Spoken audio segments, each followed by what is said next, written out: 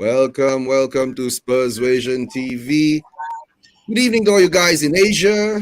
Of course, good afternoon to all you guys in Europe and especially UK, where Uncle Rod's from. And of course, good morning to all you guys in the Americas, right? Hopefully you have a good morning, have a good coffee and all that while we're here in the evenings, right? So let's get on with the show. At the moment, we have Uncle Rod's, right? From Uncle Rod's Anfield TV, right? If I'm not mistaken, right? We got Johan, the Newcastle fan, right? And I've got Doc Ramlan, our Spurs supporter for a long time, just like me. Suffering Spurs supporter, right? Yeah. I need a question for you, Doc, right? Are you still Levy in or Levy out, or are you still on the fence? No, he should be out. That's very Oh clear. my God, Doc has turned into a Levy outer. Hey, welcome to the club, Doc. I mean, that's the only change that hasn't happened yet. Yeah. We need a change. All right. Of course, before we continue, let's say a big shout out to the guys in the chats, right? Big up to Scott M, our CFO, Scott Mann, right? That's why we give him the joke, right? Corey Boy, big up Corey Boy. How are you doing? Right. Nah, no worries.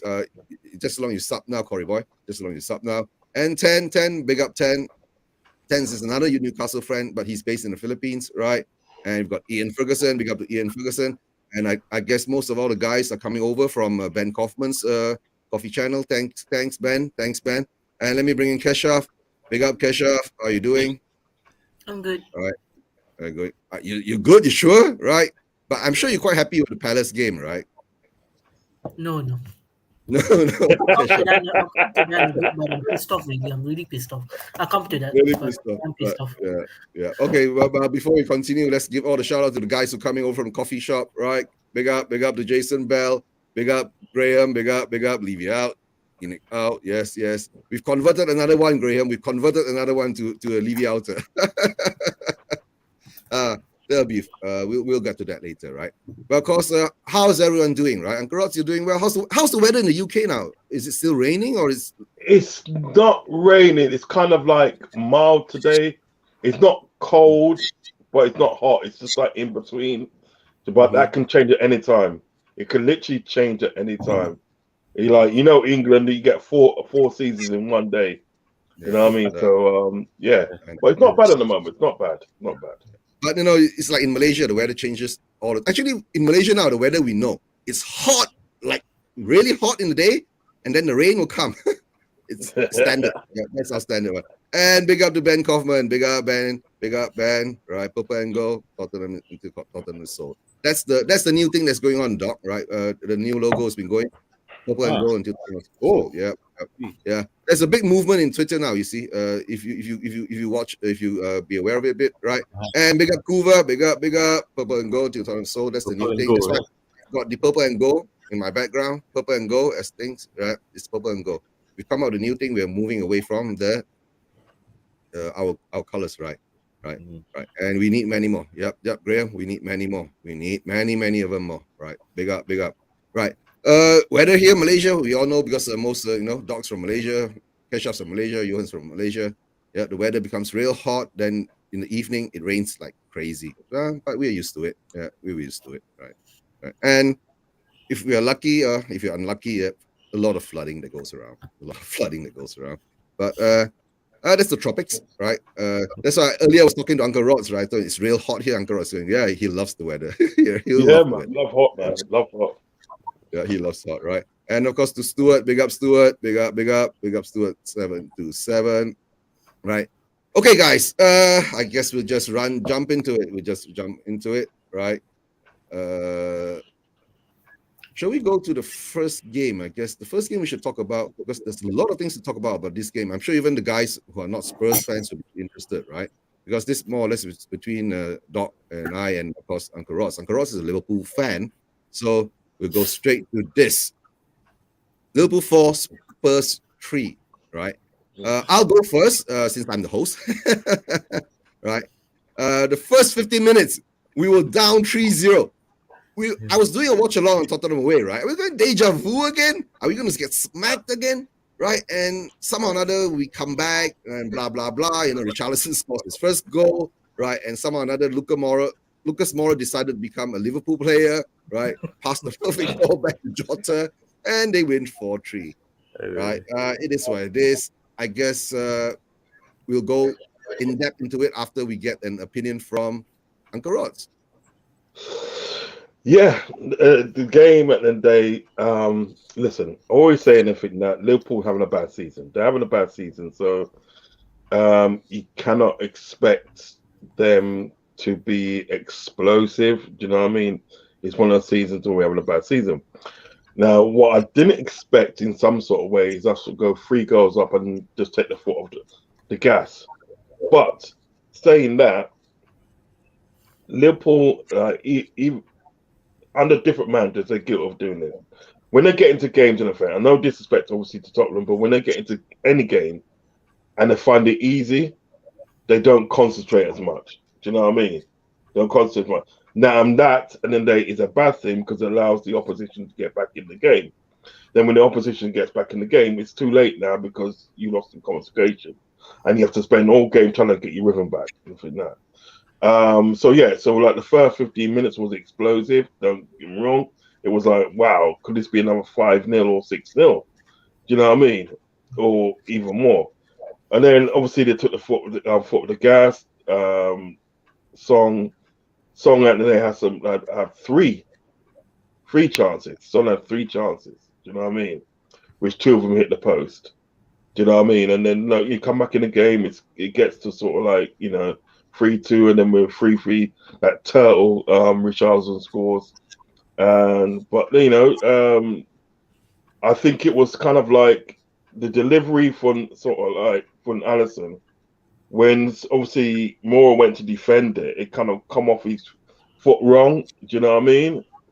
And it's gone to Jota, and Jota's just like pounced in it. And Jota in them situations, and he's pointing it away, and it puts it back in it 4-3. Do you know what I mean? Now, just one last thing. I don't really care how we play, as long as we get the 3 points. That's just me, because I know we're already having a bad season. I've conceded the fact that we're having a bad season. Do you know what I mean? So if we get these 3 points, no matter how we play, I'm all good with it. Mm-hmm. That's true. That's true. But before I get to Doc, right? I did a show with Tottenham away again, early morning Malaysian time yesterday, right? What Stel put up was our defense when you guys attacked us, we clumped to one side and we left players free on the other side, right? And when we attacked, when you went 3-0 up, you switched off, something like that, right? And then when we attacked you, your defense did the same thing like what our defense did. Your defense clumped on the side and left a lot of other players, our players, free on the other side. So it ended up very unbalanced. So that's the weird part about the game. So like you said, like at the moment now, your season is a bit wonky. Our season is way off, real way off, because the players that we have, like, especially what Corey Boy is saying, right? The standard of players that we have are not good enough, right? He wants like more, he wants like 14 players getting rid of, right? And a lot of people are saying, right, it's better to make a list of the players that we want, right? Most probably we'll be keeping 1 or 2. Even now, a lot of questions come into the problem with Romero, right? The penalty given away on the edge of the box and all that. But Doc, did you watch the game? No. You didn't watch the game, but you watched. Did you rewatch the game after that? No, I was following I was already asleep, so I had an early night. Then I was watching. I woke up and then I was following the live updates, right? And then I thought I want to get up, And then when I saw first goal, second goal, third goal, all within 15 minutes, I said this Newcastle version 2. So, Newcastle, I fully expected the score to creep up to 4-5, and then maybe 6 or even 7. Fully expected, But then the thing somehow sort of turned a bit, turned on its head. In the second half, the usual attempted recovery by Spurs and all that. So then I said, okay. Then in the morning, I'll just give it a good sleep. In the morning, I'll have a look at the replay and the highlights, and that's what I did. The thing was, I was surprised at how Liverpool let slip an opportunity to really, try to concentrate on the game. They sort of eased up, and on the gas pedal. allowed Spurs to sort of recover a bit, and it felt very much like a tale of two defenses, right? We saw how the shortcomings of the Spurs defense and the shortcomings of the Liverpool defense. Never mind the attack, because both attacks we know how good they can be on any given day, and you can see how each uh, attack, both the Liverpool and Spurs, exploited the spaces, and you can see the differences between the two teams, their approach and all that.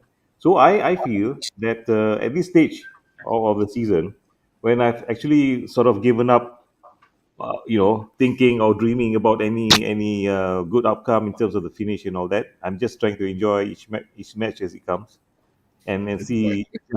That's the only way to preserve my mental health. So at the end of the day, that's all we can do. Yeah. So just sort of enjoy the thing and see what happens. It's like life, isn't it? You have very high expectations, and you can't really tell what's going to come. You can't really see much beyond your nose. So at the end of the day, being a Spurs supporter is always a wild ride anyway, isn't it? Huh? Yes, So it's man. always, yeah, it's always a wild ride. So it's not something which is totally comfortable. If you want to be comfortable, you might as well follow Brentford or something. Even that is more comfortable, isn't it? Oh, So, but huh? we can't change allegiance at this age, doc. Right? No, That's the sad part. Yeah. it's like my Maybe being a fan, we can put in a transfer request. Right now, I'm going to transfer for this season. We're going to be a Manchester City fan. no. The thing is, no. For all of us, I think at the end of the day, first and foremost, we're all football fans anyway, right? Whatever allegiances we have, respectively, we like to see good football, regardless. Okay, so and at the end of the day, sometimes even when you are a bit grudging in your admiration of the enemy and all that, it is still good football. You still love to see goals, and you wish that it's your team that is carving out the chances very well, instead of the other side. I always admired Liverpool in the sense that they somehow have they can garner their solid traditions, right, of the past successes and all that, and therein lies the issue with Spurs. Somehow in the past 3 or 4 years, I think we've lost the developing culture that we're building under Pochettino, and we lost it with Mourinho and Conte. So I think that's more of an issue to me going forward, rather than worry about the outcomes of the remaining matches until the end of the season. So, but still, it was good to see a ding dong battle. Really good for the so-called neutrals, if there are anything of the sort. Neutrals out in the world, yeah. Surely Newcastle and Manchester United, love the outcome anyway. So that took care of the whole thing. But the most important thing was I was trying to look for any positives. It's very difficult to see any positives from the defense. They were all at sea. Any team that cannot. I remember when I was team doctor for the Malaysian hockey team. I remember the coach always shouting, first 10 minutes, last 10 minutes, right? First 10 minutes, last 10 minutes. The first 10 minutes, you must concentrate, not let anything in, because if you concede anything so early, it's difficult. You've got a mountain to climb. And then the last 10 minutes, if you're not careful, you are leading, you get a draw, and if you just equalize, is what happened the other day. You just equalize, you go running around like a madman, take off your shirt and all that, okay, and then suddenly, yeah, it was. To be honest with you, you can see how a moment of sheer joy that you would like to see in football is transformed into a moment of sheer embarrassment, isn't it? So I think yeah, but at the end of the day, we do not want football to be an exercise in being careful, right? If you score something, you celebrate the thing anyway, okay? But like what we say in Malaysia, we call it berpada-pada. That means have it in good measure, but don't lose your marbles. Okay, so that's the thing about footballers. But no, you can't blame him, right? Because he hasn't scored any for Spurs for the past That's the 33 thing. games. That's the You thing. see, But so he has to lose it a bit. But okay, no, yeah, that's one question to ask you because your profession, right? Actually, yeah, I mean, you're semi-retired now, right? Your yeah. profession is sports, medical sports science, right? I mean, you're a sports doctor. Sports I'm sure medicine. so. Yeah, You're yeah, a sports yeah, medical doctor, and you also yeah, go into the psychological side. Spurs at the yeah, moment, right?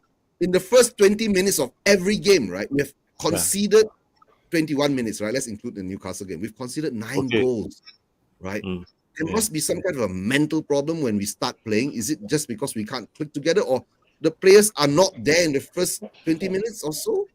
Well, Have you in the seen that first happen place, in your whole professional career? That's weird for being a professional footballer. You go out yeah, there. yeah, Of course, during the Newcastle game, Johan will be very happy, right? They pumped 5 against us, right? During yeah. our home game, we considered an early goal to Sancho, right? And then when Mhm, we go to Liverpool, Uncle Ross, right? We considered 3 against you guys in the first 15 minutes. That mhm. should be diabolical, right? Listen, I value the days in the day. Just a quick one. I value the days of Pochettino when he was at Spurs and everything. I actually really like that manager. I think that when Pochettino was at Spurs at the day, right? Spurs played a different brand of football. They actually, I know they didn't win anything. Don't get me wrong. I know they didn't win anything, but they actually played like winners. Seriously, you actually played like winners. Do you know what I mean? And like even that season and they got to Champions League final and Lucas Moura scored a hat trick against Ajax. That's classic Tottenham. That's what Tottenham's all about. I think, to me, I think sort of like since they got rid of Pochettino, I think Tottenham's lost their way. They've literally Yeah. lost their way. And what made Yeah, it bad as well is like you're getting rid of a manager before a League Cup final, and that manager could have won you that League Cup. The same Yeah. manager you got rid of could have won you that League Cup. It's just been a catalogue of errors at the end of the day from the top. Do you know what I mean? That's Mm. really hurt Tottenham. That's really put Tottenham where they Yeah, are. no, yeah. Uncle Ross, we'll get into that, right? But okay, Doc, as a profession, your professional opinion, right? Mm. What do you see is actually happening? Because we concede so early in the past 3 games, right? Yeah. There's something wrong. Is it basically something deep down inside there? Is it wrong? How are we going to change that mentality problem that we have? Well, in the first instance, basically speaking, on the whole, okay, when you have something like that, you are basically having it on two fronts. Number one, for each player, okay, for each player. Number two, collectively, either the whole team or in segments, the defense, the midfield, or the attack. And in this case, it seems to be there with every single grouping or single sector of the team. Now, what I find surprising is that I do not know whether there's been any attempt by the team management, by the club, to get some crisis management into place. Okay, usually when you do this, you in our setup we have so many psychologists, and then sometimes the 2 or 3 psychologists might band together.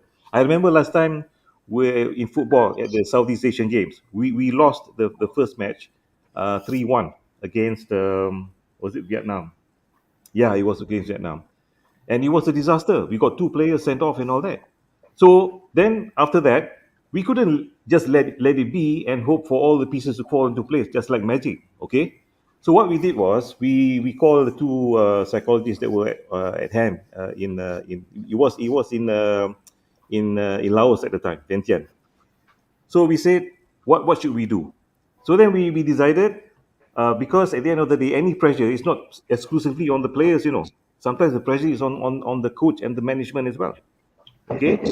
So I worked with the coaches. I spent breakfast, lunch, and dinner, let them talk and get it off their chest, get things off their chest. All right, because they need to talk, they need to let it out.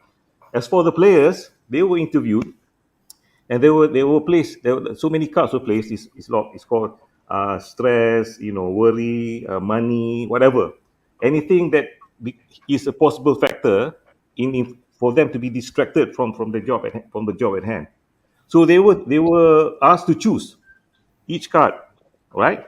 So according to the cards that they chose, they were dealt with individually. For example, if somebody says, "I worry about what's happening at home," if I go back to Malaysia, whether I do have a job after being away for a month, playing football and all that, things like that. So then they dealt with it.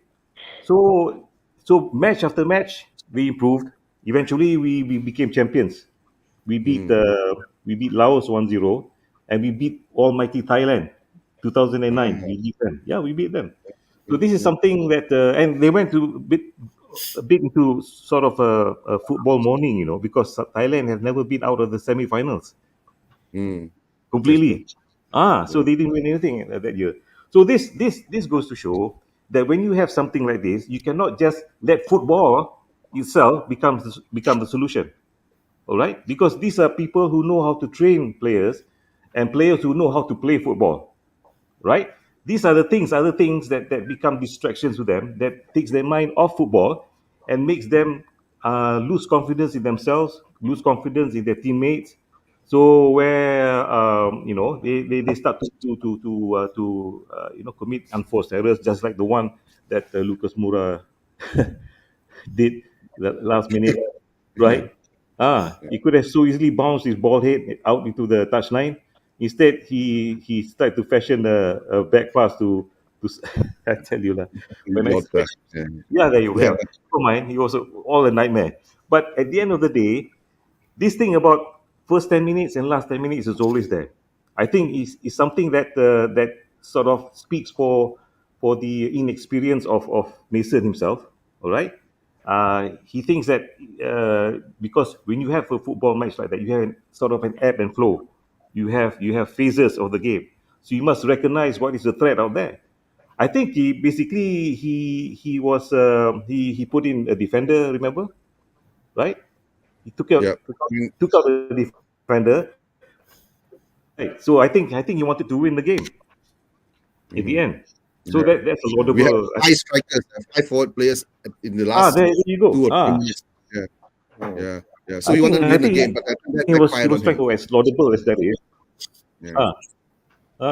But okay. At the end of the day, when you what we come, sorry, in their day, right? We're not even talking about Lucas Moura's mistake. I'm talking about the early stages of our games. We collapsed like that, going 3-0 down, 5-0 down, 1-0 down within the first 2-3 minutes, right? But what you say is correct. Maybe there's an overall distraction mentally players at the moment, whilst making them not focusing on their job. You know what I was trying to say just now. Sorry for being long-winded. The thing was, you see, as much as we need to have a proper warm-up for our physical side or physiological side, the mental warm-up is poor. I don't think there's anything at all. And whomever is taking care of the mental warm-up, because you really have to focus and keep your concentration throughout the match and all that. And then there's always this thing about leadership on the field. Who's the leader out there?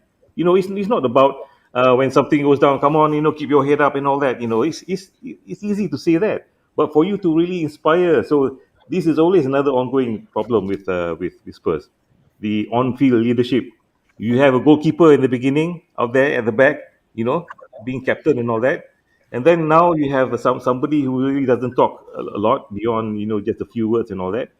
And so I think the leadership is a big problem. It's not just the mental warm up and all that, the concentration and the focus, but also the leadership problem.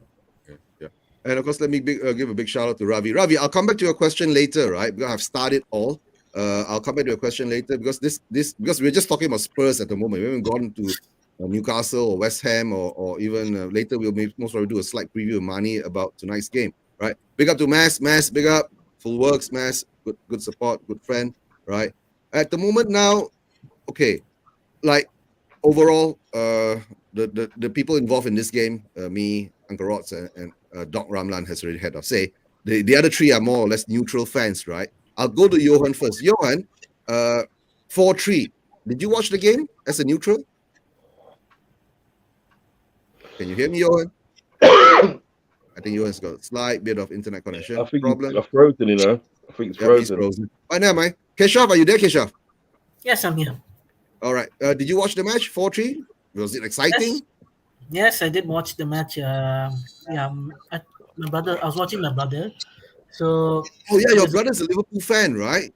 yeah. So Oh, that's good. That's good. I Yeah.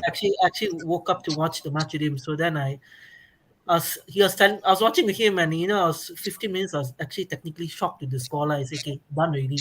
I'm gonna go sleep. Then I said, okay, let me wait for at least 15 more minutes, at least half time to finish. Then Spurs scored, and after the Kano gave Spurs a lifeline.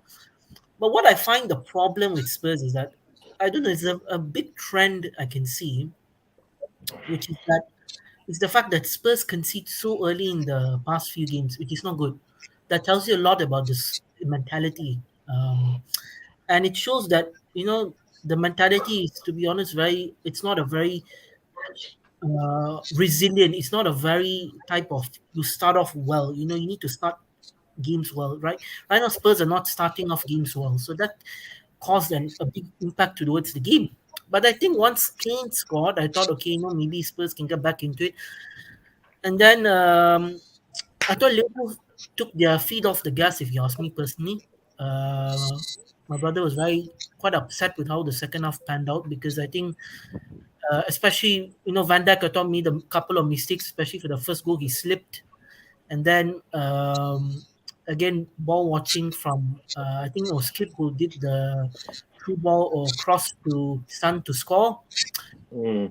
Thought, okay, it's already Spurs getting the momentum, and I think my brother was telling me hopefully Richarlison doesn't score. He said Richarlison hopefully Yeah. doesn't did score, and he was like ranting all saying that why he scored and because former club of Everton and all that. So yeah, I said maybe it's meant to happen lah. Written, all this is written. So Yeah, yeah. yeah, and then after that I said okay lah, go to sleep already.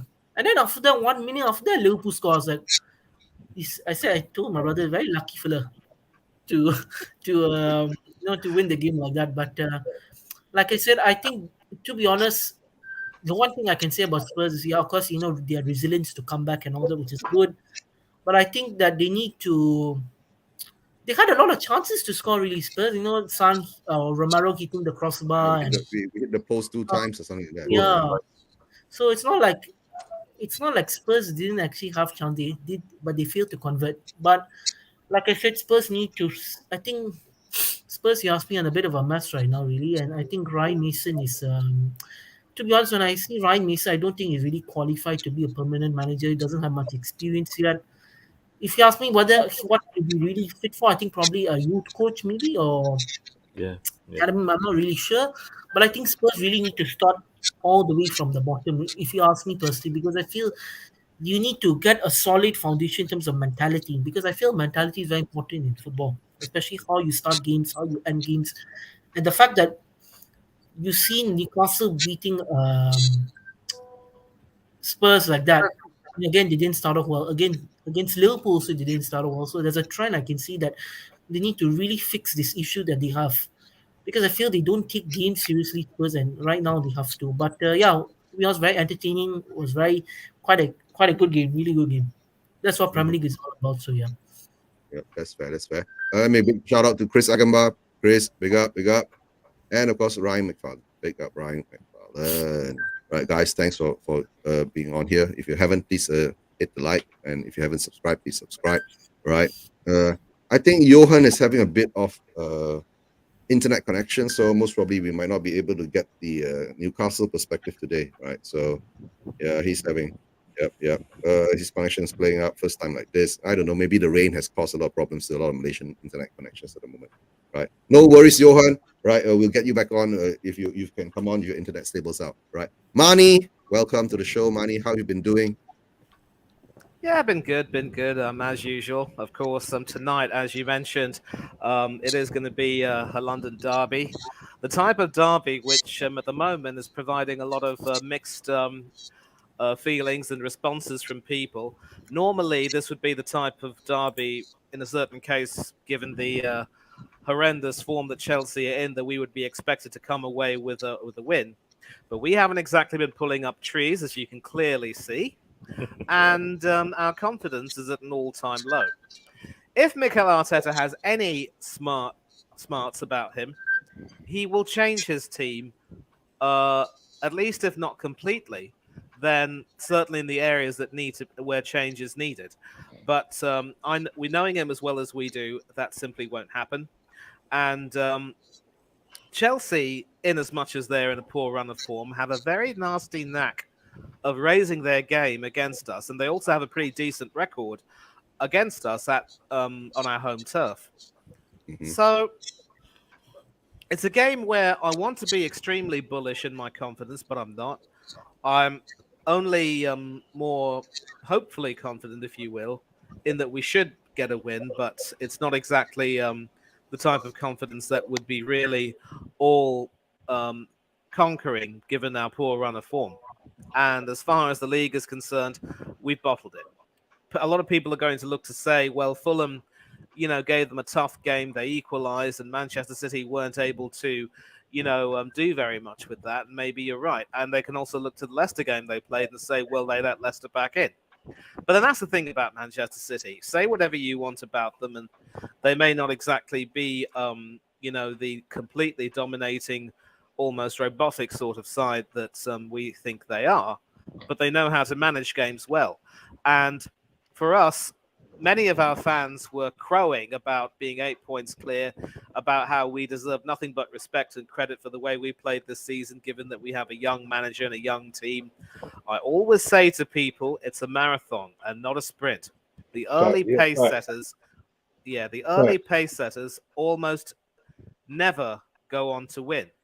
And now we've tripped up not once but twice, because if you remember correctly, around about the time we had a run where we lost to Everton at Goodison, drew against Brentford at the Emirates, and lost to City at the Emirates, we saw an 8-point advantage wiped away then.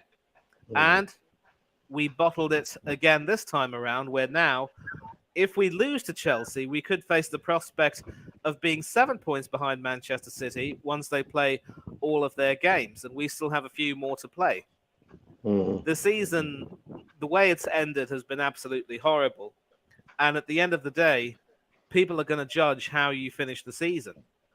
So all of these people who are trying to make excuses saying, well, we deserve nothing but credit for how consistent we've been, and you can't simply judge us by the way, things have ended. I'm sorry, but people have a right to judge you. And those who make the biggest noises at the very beginning and in the middle, but who can't finish the job at the end, they're really going to have no choice but to choke on their humble pie. And that's the way it's proved. So I'm hopeful, confidently hopeful / hopefully confident that we should win tonight. But at the same time, I wouldn't be surprised if Chelsea were to get something from us, because they are playing for pride, which they've lost a great deal of this season. Chelsea. Yeah, we must have some Chelsea fans. Facts. No, okay, but Manny, but Manny, your thoughts on the Liverpool and Spurs game, because this is just the tip of the iceberg, just talking about the game, because later we'll go in depth on the refereeing, right, and of course what Klopp said, right? So, your thoughts on the Spurs and the game? Well, from what I saw of it, Eugene, it was definitely a game where Liverpool asserted their dominance, and they have this recent knack of late of starting to score many, many goals at Anfield. We saw that, of course, in the 9-0 drubbing of Bournemouth earlier on in the season, then the 7-0 win over United, and then, of course, now they ended up scoring 4 past a Spurs team where I guess the Spurs could probably look back and say they were a little bit hard done by with the referee in many cases, and I certainly agree that Jota's attempted tackle on Skip should definitely have resulted in a red card for dangerous play. I do not know how people could come to a conclusion that that didn't warrant a severe suspension, I suppose, or a sending off. I suppose maybe the referee took the view that he was going for the ball, and maybe it just had to happen. But again, you can't make such a high tackle, and the directors are very clear. High tackles equal dangerous play. Dangerous play. So the thing is that, Manny, in their day, I think the referee was trying more or less to balance things out, you see, because what Skip did early in the game, right? He went into Diaz, that should have been a red card too. So I don't know. Nowadays, referee decisions have been so iffy and wonky that sometimes, being fans watching it, we can't explain it. And somehow or another, with VAR being brought in, it's supposed to be objective instead of subjective, right? So I guess Uncle Ross, right? You would say that the Jota foot on Skip's face, right? That is dangerous play because his knee was above his waist, right? So I'm sure. I mean, if you go back further, if Skippy got the red card early, he wouldn't have been there to take that that foot into the head.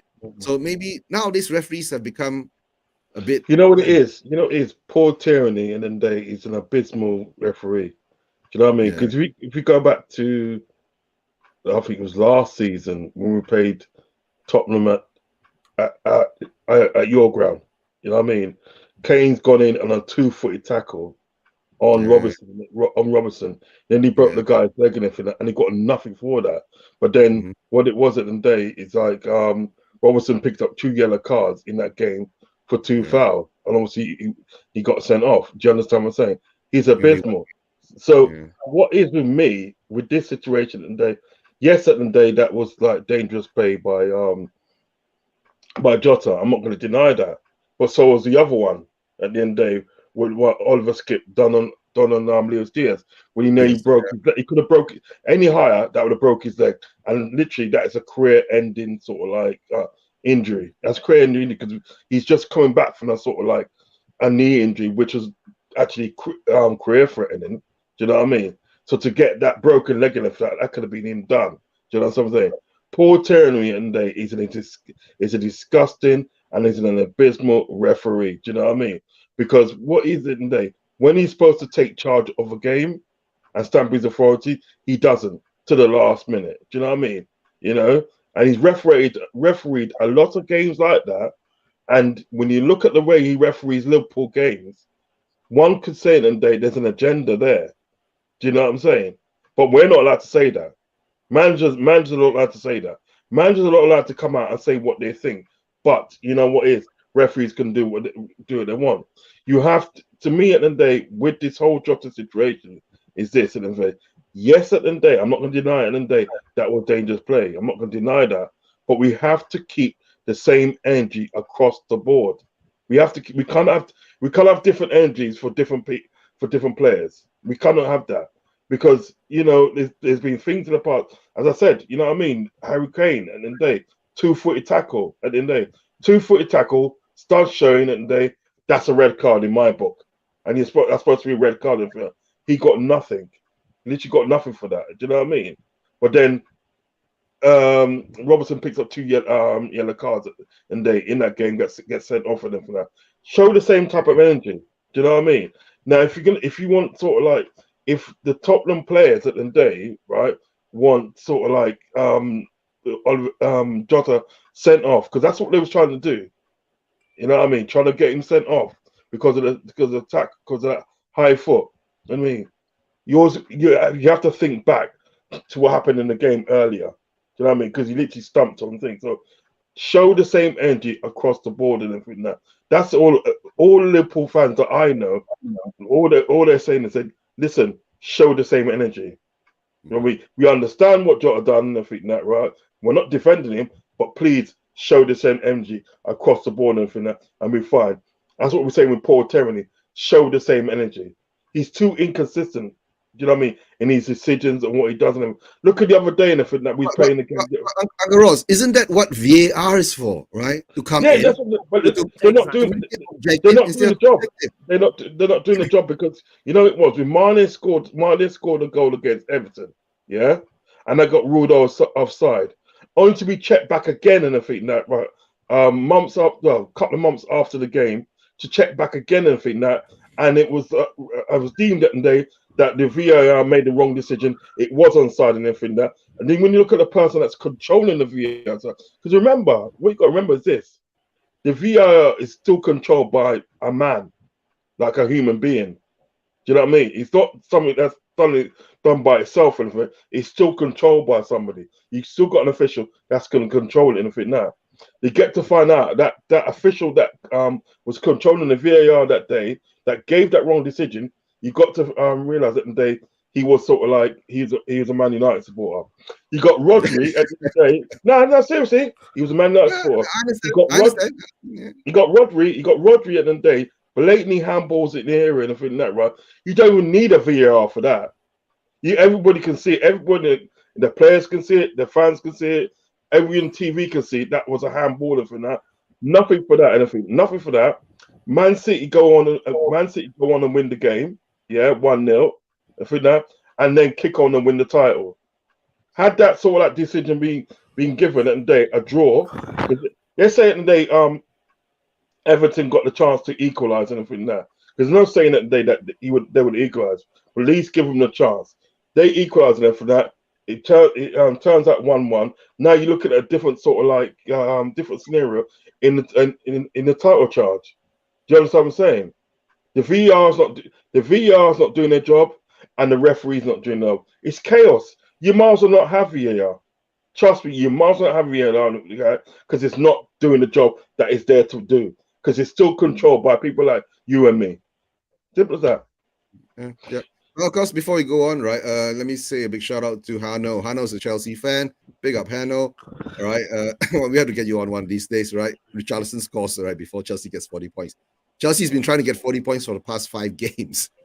Stop that. Stop that. Maybe they'll reach 40 points tonight. I think hopefully that is the thing, right? That's Manny's biggest fear at the moment, right? Big up to Tom Hagen, big up, right? Yeah. But okay. Yeah, if I could also just add my name. Sorry, go ahead, Union. Sorry about that. No, go ahead first, Manny. Yeah, I was just about to say, like, in response to all of these claims that we might as well not have VAR. I think the VAR people really need to make sure that they are, well versed in the letter of the law, and everyone has to be well versed in the letter of the law. And the worst thing that can possibly happen is that decisions are made to try to balance things out. Because I did say that Jota should have been sent off for dangerous play, and I'm trying to look for the highlights of skips, tackle. Yeah, but no, we've been through it. The ball is very, very clear. The ball came in, Skip touched the ball, but follow through went onto the studs top, went straight onto Diaz's ankle on the top, not on the side, stamped on him. But the thing is that I think the referee didn't even give a foul for that because based on what Skip got the ball, and the follow through wasn't a very strong and hard follow through because it was more like a slight stamp on him. But if you see it in slow motion, it looks really bad. If you play in real time, it looks iffy, right? So the decision has to be made. But of course, going to that, right, I need to come up to Ravi's question here, right? After all that has happened, right, we know what Klopp did in his press conference. We know what Klopp did after the game against the fourth official, right? Will it be ridiculous if Klopp gets a touchline ban? Any of you guys? Any thoughts on that? Should Klopp get a touchline ban? I'll let somebody else take it first. Yeah. Anyone wants to take it? No. I'll take it then. I think the fact. So go on. I think the fact that he's probably injured. I think the fact that he injured his hamstring might be punishment enough for him. I think he might be, infirm for quite a bit of time anyway. That was sort of a divine intervention. No, but you know what? I think isn't the I'm not excusing obviously what Klopp's done and everything that, because everybody got their way of handling things. I think what it was, and there's history between him and Paul Terry. Do you know what I mean? Yeah. I do think probably more or less. Well, I do think he overreacted in his celebration. You know what I mean? Overreacted in his celebration. However, I don't think he said anything wrong in his press conference and things that he said. I don't think he said anything wrong. And this is what you got to realize at the day is this: as a manager, you cannot say anything against the referee. You can't say anything against the referee. I mean, Nowadays, but yeah. referees can get away with sort of like murder because what it is today, referees are not held accountable for the decisions of what they make. They're not held accountable. See, all right, even the Oliver Skip thing, and I think that, right? All right, let's forget the Oliver Skip one. Let's talk about what Jota did to Oliver Skip. If the referees are actually made to come out and explain the decision of like why they didn't give Jota a red card, why they didn't send him off, there's transparency there. We can say, right, you know what, we understand. We might not agree with it, but we understand what the way he's going with it. Do you know what I'm saying?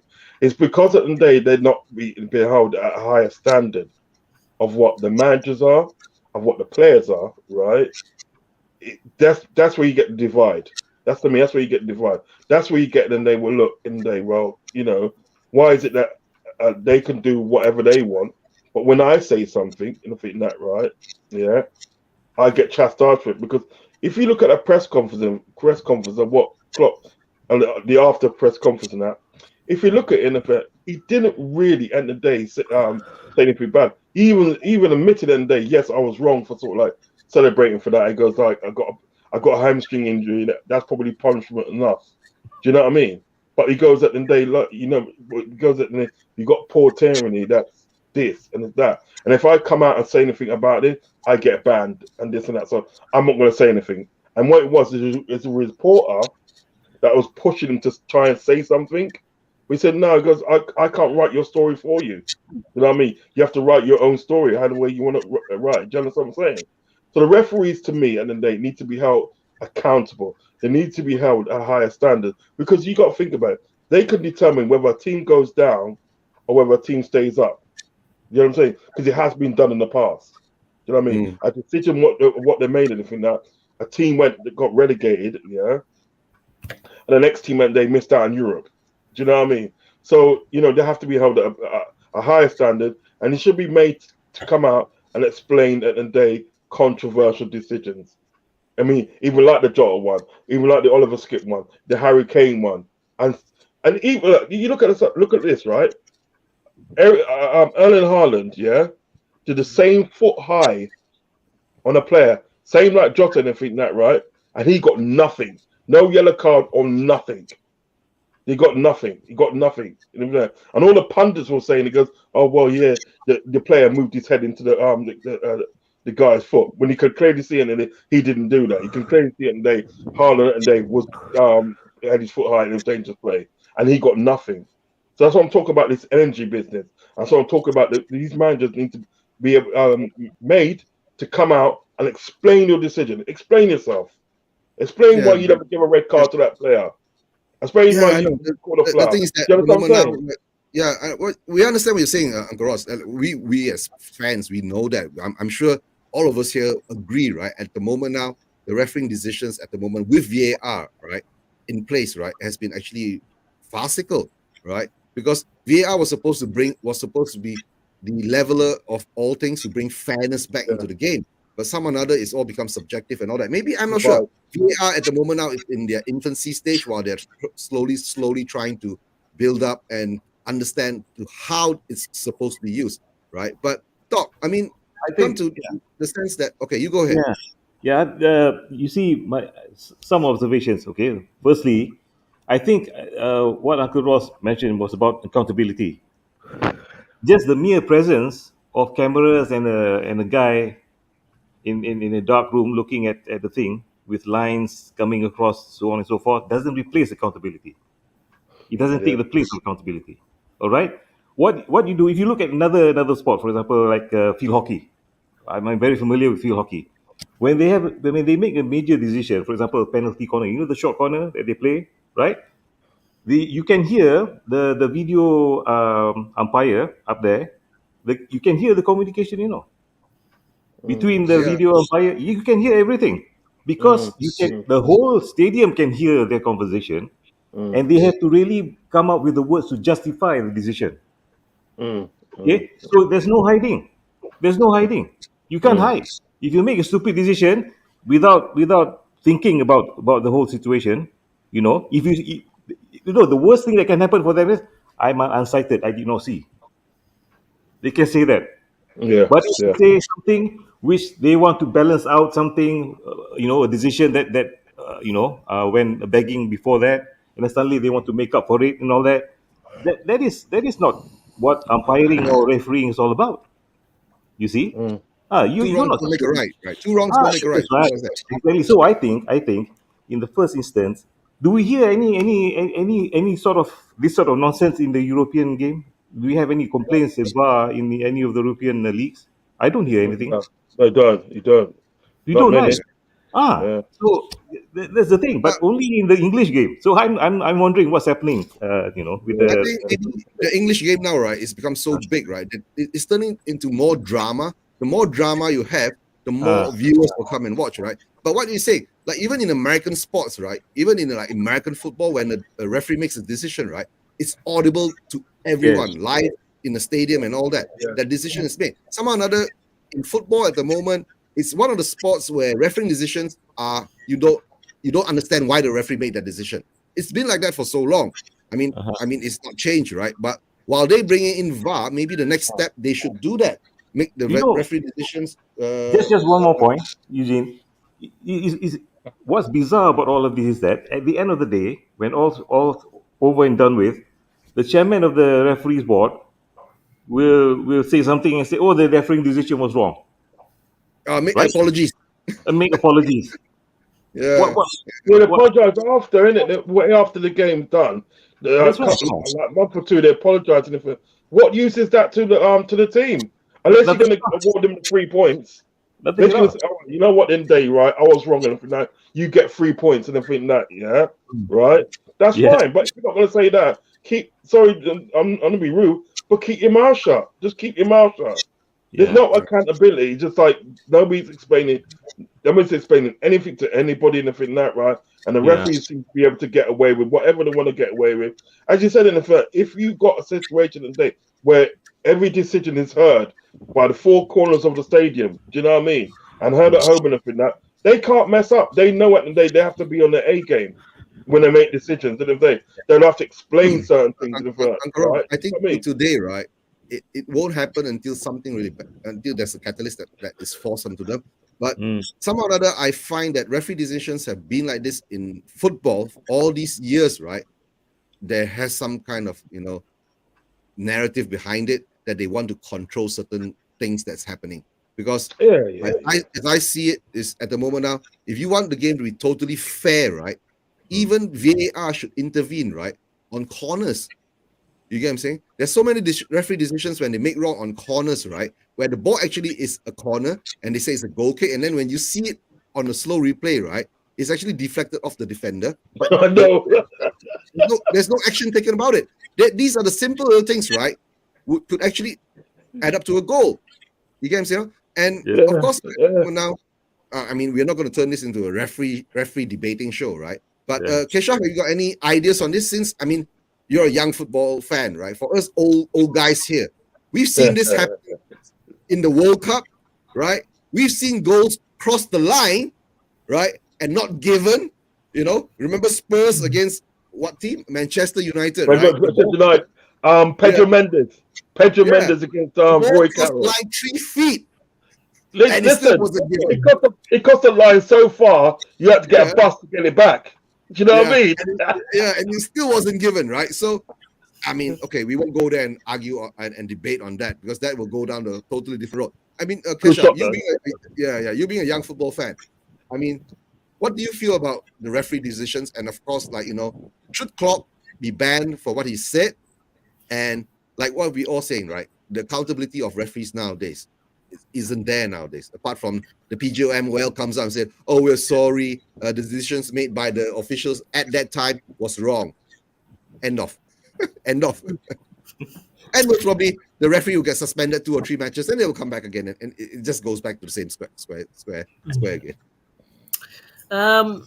Well, I agree with all of you. I think it's been I would call it a difficult topic actually, because I think if you ask me overall for VAR, I think there's a lot of things that has to be improved on. I mean, in terms of refereeing and communication with how referees decide, especially the decisions, especially like for handball or corners or whatever you want to call it. I like what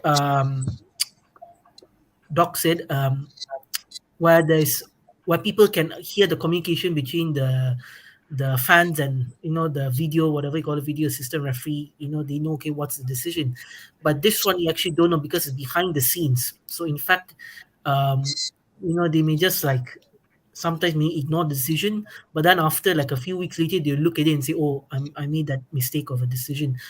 But yeah, it's not been good actually, because I feel like it's been, I would say, some of the decisions, especially these past few Premier League games, have not gone right. I think one of them I'll say is like I said, Paul Tierney, I'll say, is very lenient towards people like Kane, for example, and not like, for example, giving Robertson the 2 yellow cards and all. I think it's a bit.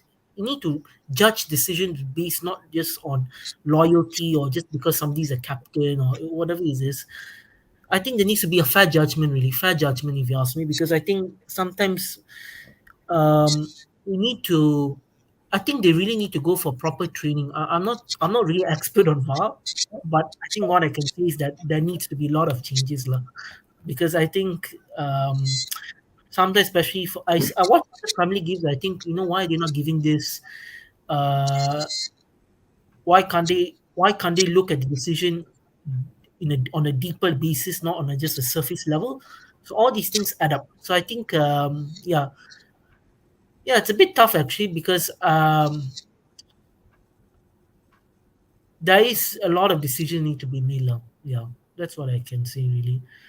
Yeah, but maybe we'll go into we maybe just do a show on refereeing decisions for season 2022-23, and I'll give my real point of view, and you guys will be shocked, right? But before we continue to the next one, right? This will be very quick, right? Question from Ravi again. Eric Dyer getting a new deal. I mean, if Eric Dyer gets the new deal, right, the whole Spurs fan base should just go burn the stadium down. That's my opinion. In my opinion, that's my opinion, guys. Right? And please don't take it seriously. So, do you think Dyer should get a new deal? Look, let me just start off by saying that in the first place, I liked Dyer best when he was out as a defensive midfielder, right? Not as a centre back. Then he somehow got this idea that he can be a great centre back. That was the start of his trouble. So this is something that I feel that only the club can make the decision. I think as far as he's concerned, as far as that position is concerned, we need a massive upgrade. Okay, so if that need for a massive upgrade would see him shown the door, then so be it. All right, because at the end of the day, nobody is indispensable in the first place, and if he keeps getting through all these 4/10, 3/10, 2/10 performance ratings and all that, I think it's nowhere near good enough. It's very clear. And as much as we want referees to be accountable, players have to be accountable as well. Okay, so if their rating is not good enough, why should they be given an upgrade? Because surely the contract that he expects to be offered would be a much better one than the one before, isn't it? So why should he be rewarded for something which is not justified? Yeah. But Doc, that's the problem being Spurs at the moment, right? We give contracts to non-performing players and non-achieving players for so many seasons, right? We should have changed Dyer 3 seasons ago, Davis 3 seasons ago. We should have been getting new centre backs in since, I guess, even when Mourinho came in, right? But the problem is that we are Spurs, right? That's why you're DV out now, right?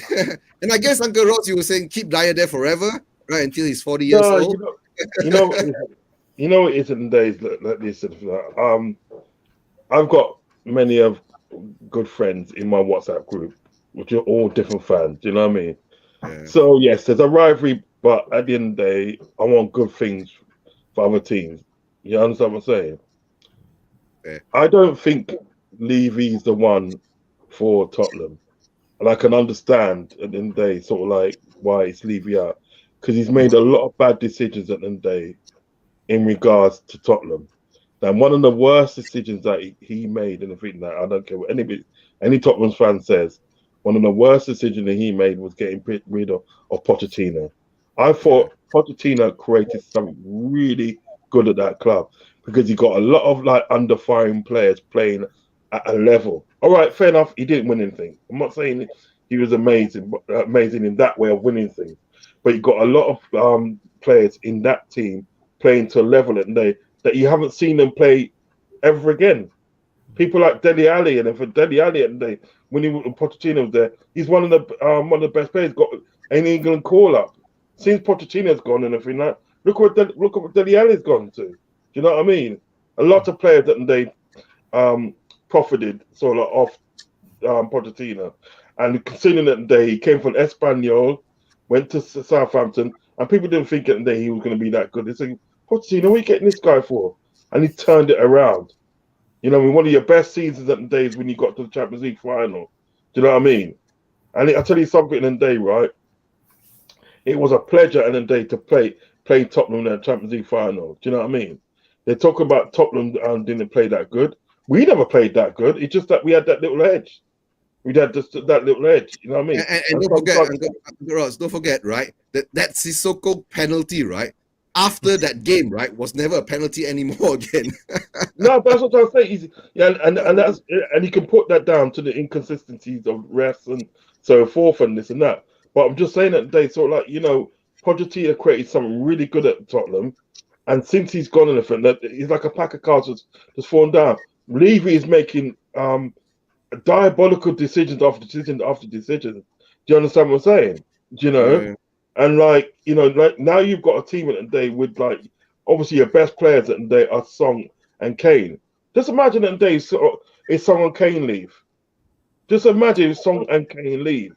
I mean, there's already talk about Kane probably going to Man United and everything like that, right? I'm seeing Kane going to Chelsea. If right, Poch really goes to Chelsea, right? I guess it's that could be one of the main things, right? But Manny has some Manny's not going to join us back, but never mind. We'll continue, right? Maybe Keshav will be around. He's still in the background because we still haven't gone to his game yet, right? The game, Keshav, you there? I'm not sure whether he's having internet problem. But well, Poch, to tell the truth, right? Our time with Poch, right? Actually, it broke my heart when Levy sacked him because he did show a certain style of football that we loved, right? That's something he brought the best out of the players that he had, right? And while we were building a stadium, right, we went into 3 transfer windows without even buying a player. That was the catalyst of everything. And most probably when I'm doing all my Levy out shows or my Levy protest shows against Levy, right, there's one thing I said: he lies. You get what I'm saying? That's the good part. He lies. I mean, if he was like a Newcastle owner like Mike Ashley came out and told the fans, I ain't giving you shit, right? But if I want to sell, I have this price. If somebody comes and give me this price, I would sell, right? Yeah. So somebody reaches his price. The Saudis came in, gave him the 300 million, 50 million pounds that he wanted. Mike Ashley is gone. But for our owner, it's always lies after lies after lies. That's why I can't go there. We're not doing this as a Levy out show today because today is more about talking about football. I'm going to start back my old Levy out shows as a daily, a weekly kind of dose of medicine for therapy and all that for all the Levy fans, Spurs fans, right? Not Levy fans, Levy out fans, right? But that will be a bit late, right?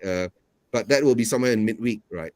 But at the moment now, we know that what's happening in Poch because we see now Poch is on the way to Chelsea. That will be another trigger for the Spurs fans and saying that why didn't we get Poch? Why are we stuck with Mason when we got rid of Conte while Poch is free?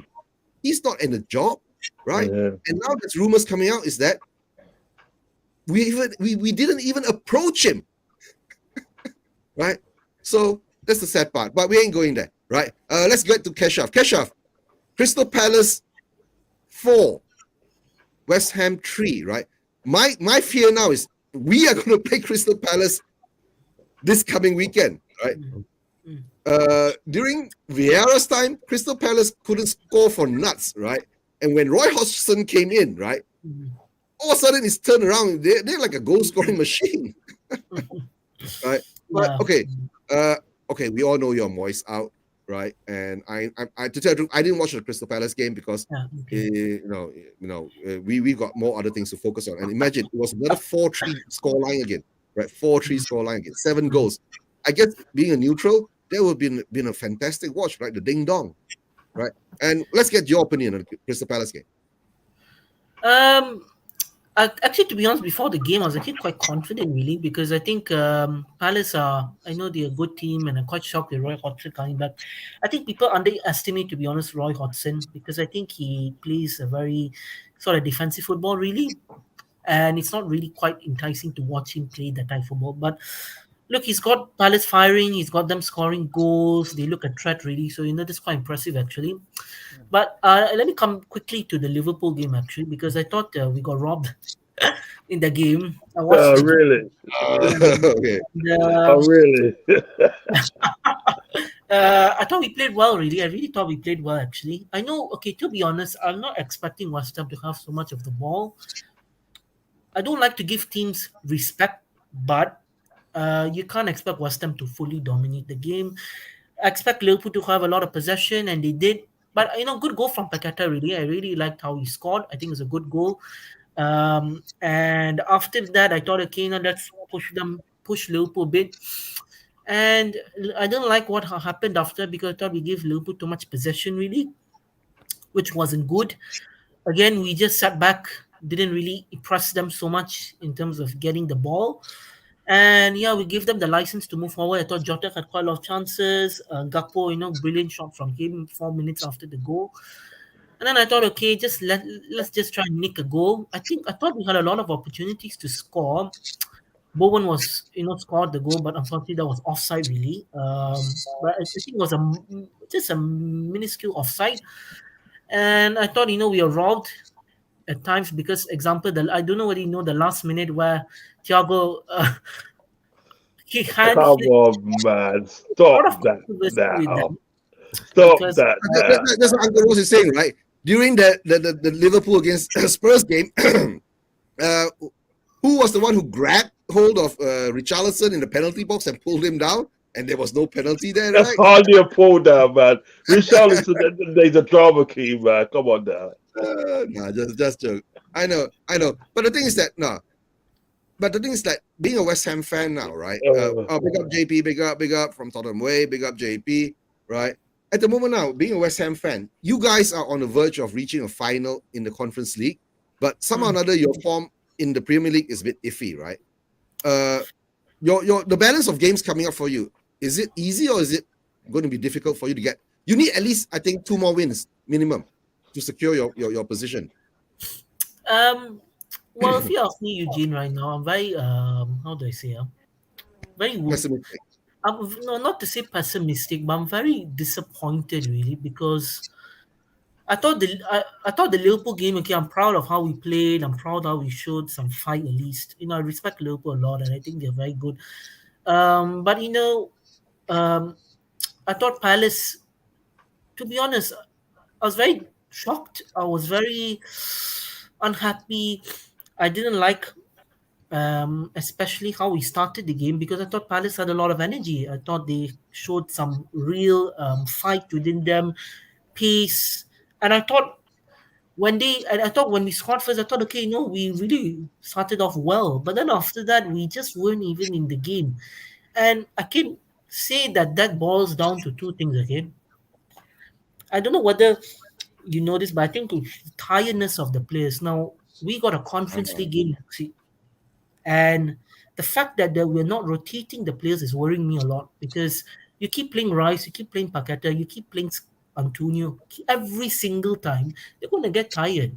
What are our options on the bench to bring on? Connie from Burnley. Okay, he's not making much of an impact really. And then you have a few other players to come on that I thought didn't make an impact. But you see, this is the problem with Moyes. I find is that he doesn't know when to rotate, and this is my worry: is that the game's coming up. Okay, I tell you, the game's coming up. Okay, you're gonna be like, I don't think, not overly confident, but I'll say we got Man City to play. Okay, let me tell you, Man City, I'm gonna say we're gonna lose that. All I've been watching all the West Ham fan channels, I've been listening, and they said, you know what, we're gonna lose that. I've got even you ask me now, right now, I got no hope going into the game. Really, I got absolutely no hope. Because I think, to be honest, we're gonna get battered. If you play like that against Palace, you're gonna get battered 4-0 at least. I'm not to be honest, I watched the game, but I'm not really not looking forward to the game. I think you asked me, I think probably go with 3-0 really. I got no hope really in the game. Moyes will do play out the back, go defensive and hook the ball up, hoping for something. And actually, there's a record. Moyes hasn't won, I think, quite a lot of games against the top six, so it's not good lah. So to be honest, no hope in that. But I think after that game, we got Manchester United home, which I think I have a bit of hope in, because I think. Okay, let me say this about Man United. They're a very lucky team. I've been watching their games. The way Lucky. they, Okay. they have been lucky. And if you see actually behind the scenes, let's say you take Rashford out of the team, what do they have? They have Anthony, but they solely rely on Rashford. They are like, it's like their main man. You take off the main asset out of the team, they don't have anybody to please contribute. Anthony is only like you do the left curl and Michelle, if we take out Kane from our squad, right? We are a relegation team. Think about it. Yeah. Yeah, so no, reliance on the player, it's a very normal thing, right? Liverpool, this season, you lose Mane, look what happens. Your whole, there's a shambles in defense. I mean, the link up between your midfield and your attack is not in sync anymore, right? And if you take out Harry Kane from Spurs, right? Yeah. Who's going to score the goals, right? Richarlison? Yeah, that's right, No, true. he can't score, True. right?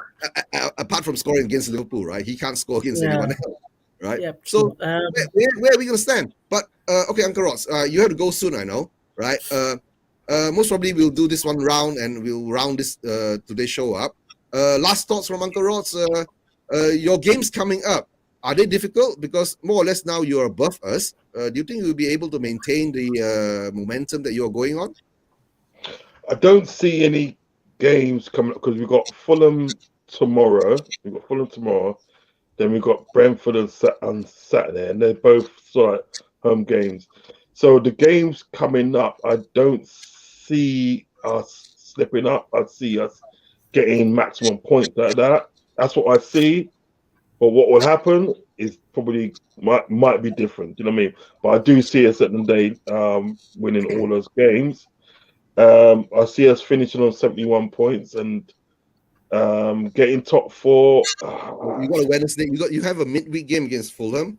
Saturday you're playing Liverpool against Brentford. Then you come up against who else is coming up on the next week? Next week you'll be playing Leicester. Yeah, Leicester. My God, your games are easy. Apart from Aston Villa and Brentford, that is more or less the hard games that you have to go for, right? Yeah. And then more or less the last game of the season, you guys will be playing Southampton. Southampton. You're playing you're against all the bottom side teams. Well, I mean, because I think that's the beauty about having sort of like your hard games early. Do you know what I mean? Like your Arsenal, like your Man United, your Chelsea, and your Man City, and so forth. You know what I mean? But when it comes to top four, I think that's probably gone now. You know what I mean? There's a slight chance of getting it, but I think that's probably gone now because we're literally counting on sort of like unless Manchester United picks up. Yeah, because I don't see Newcastle slipping up, to tell the truth, right? No. They're playing. Like what Ken is saying, Newcastle, even they don't have Isaac, right? They still can rely on Wilson. They've got a they're playing very good football. Hey, listen, Eddie Howe at the day is a fantastic manager. I've always rated Eddie Howe. I've always rated him from sort of like Bournemouth days. Trust me, he's a good manager. When he was out of a job at the end of the day, right, he used to hang around and learn from sort of like Pep Guardiola, Jurgen Klopp. He went abroad and started learning from the people abroad. Went to Madrid to learn how to be defensive. Yeah, that's what I heard. Yeah, he kind of like what he did in the day, sort of like when he was out of a job, he went on like a learning sort of like process. You know what I mean? and he's literally friends with people like Klopp and Guardiola and that. So he learned a lot of them. That's why you see now the brand of football he's playing now is just amazing. It's just amazing, and they literally deserve to be where they are because listen, they've got untold money, yeah, but they never went out and spent like a lot. They just Easy. got what they needed for the time to get them to the next level, and that's what they're doing. And they're playing amazing football. And you know what? In the day, right? All credit to them. All credit to Newcastle. So I see us put it this way. I see us winning the rest of our games to the end of the season.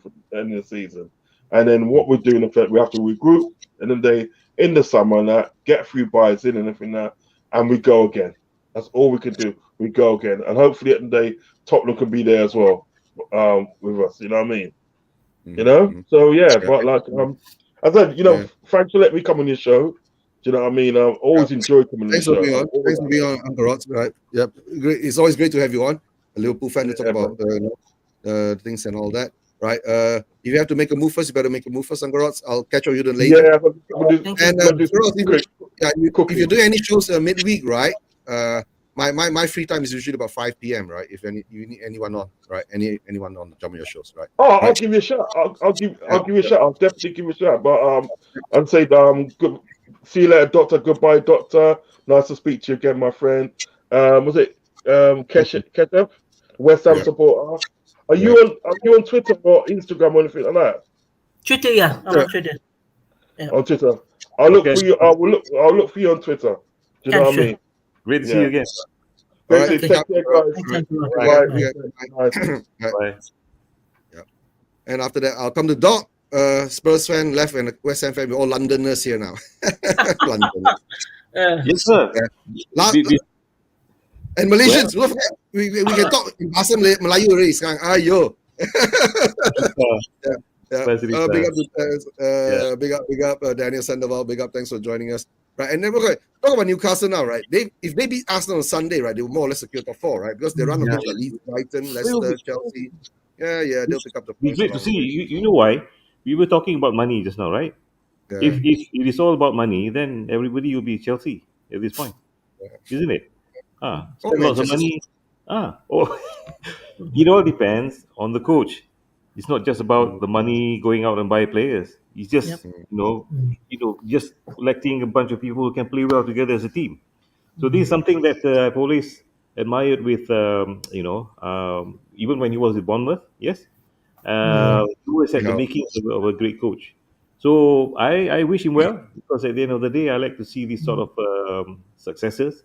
And to recognize where it all lies. It is always with the coaching and getting the right performances out of the players that he's got.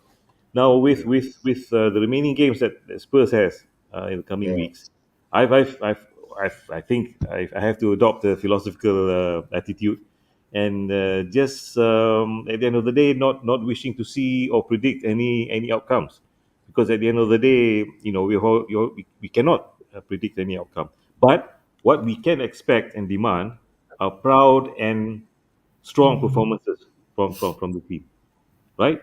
At least to demonstrate that going forward, whatever come what may at the end of the season, with the new manager coming in and all that, new owner. Yeah, with the right ingredients, right? You still got the right ingredients with about 1/3 of the team, for example, right? The other 2/3, I think we all have a sort of consensus that we need to have a clear out of Deadwood and players who are not quite right for us. But Doc, the thing, the problem is now, right? Yeah. We already have 8 players out on loan. That is first phase Deadwood that we have, right?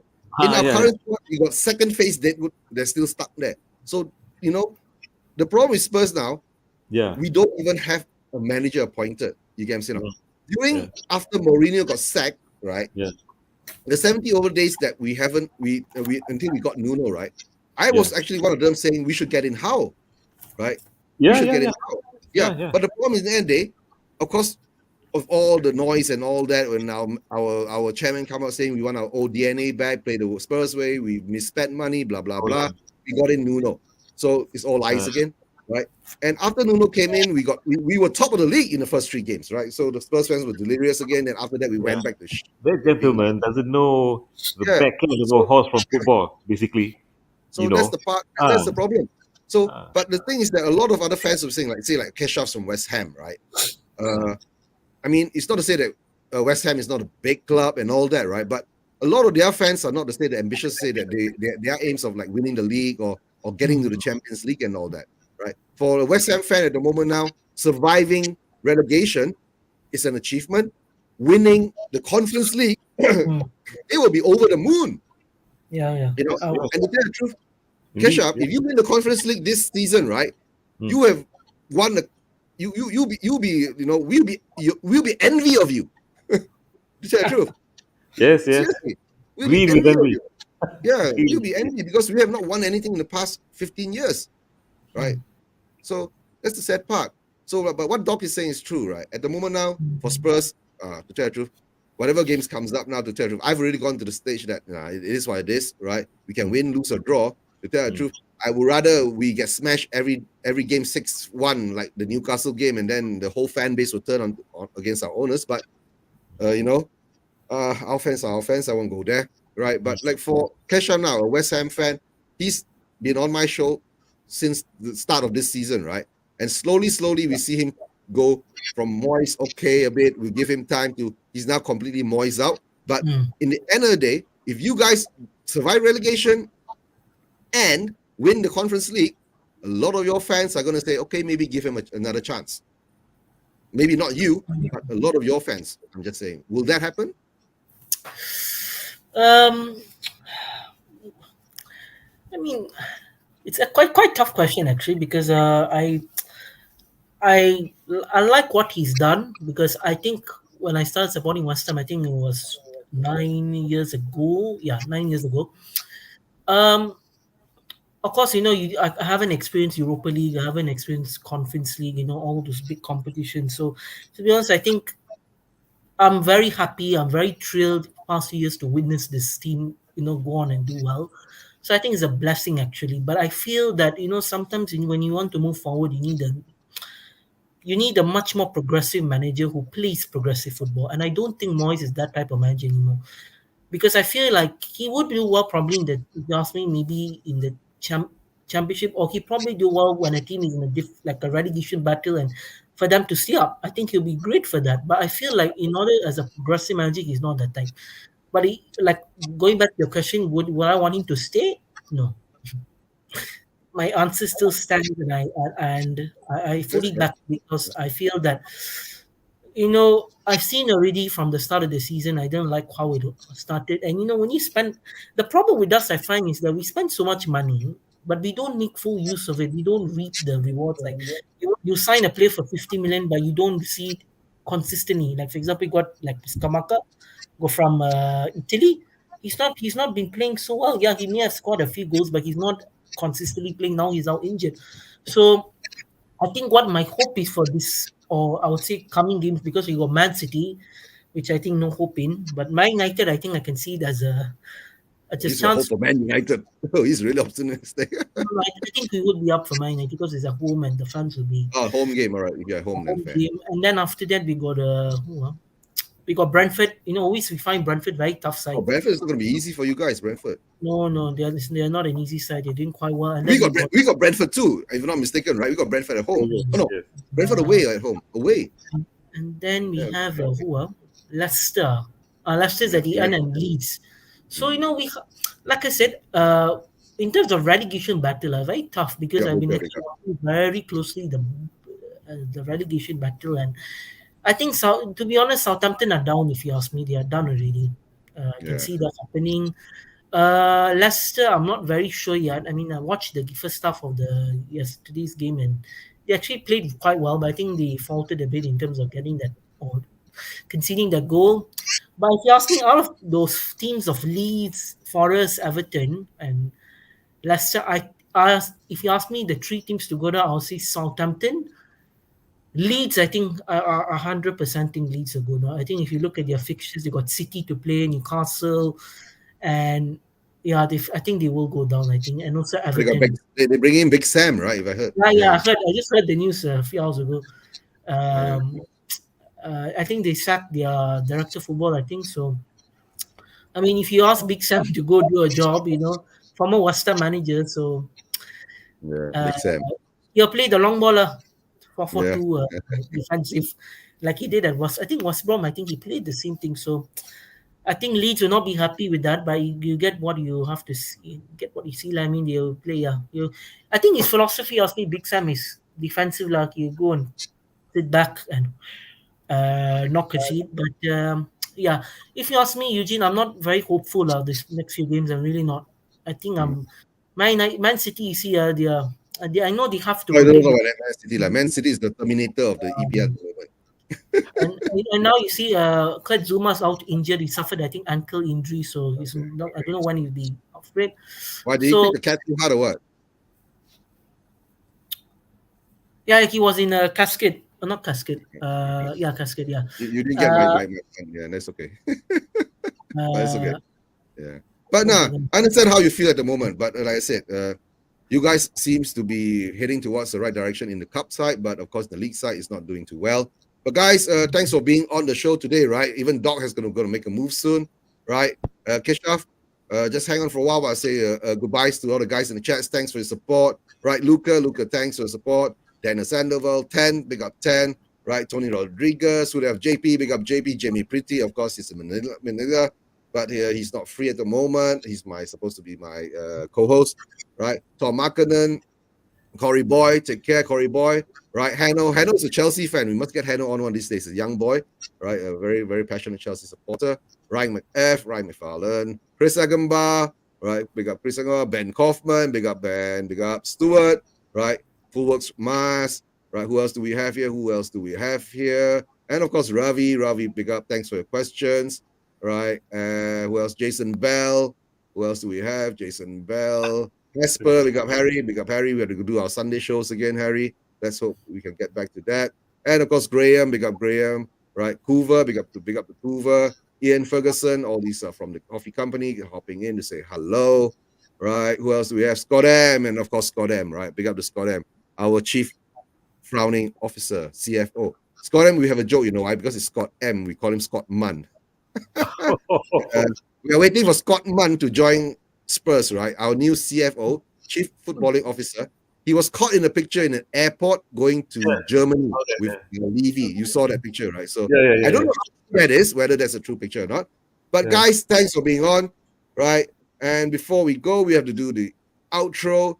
Please remember to take off your earphones. If you have earphones on, it's going to be loud. Take care, guys.